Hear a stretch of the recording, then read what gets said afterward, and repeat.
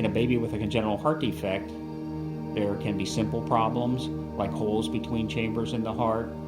The babies can be born with a problem with one or more valves in the heart, where the valve is too narrow or stenotic, or sometimes the valve can leak.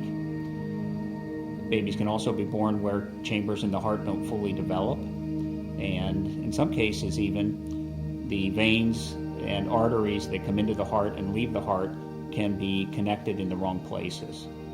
And congenital heart defects can comprise any one of those problems I just listed, or sometimes a combination of those problems in more serious heart defects. In approximately half of patients in the current era, congenital heart disease is diagnosed in utero.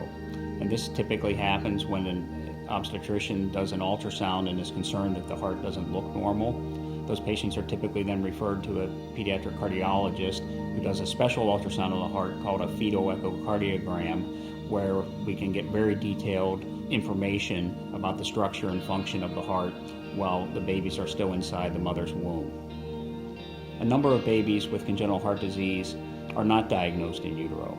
In those cases, babies can develop symptoms including feeding difficulties, dusky color, problems with rapid breathing. Sometimes those babies are recognized to have a heart defect because the doctor can hear a heart murmur with a stethoscope.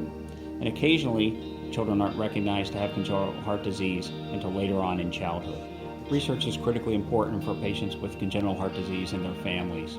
In the current era, approximately 85% of babies who are born with a heart defect will survive into adulthood. But unfortunately, that means 15% of children don't make it.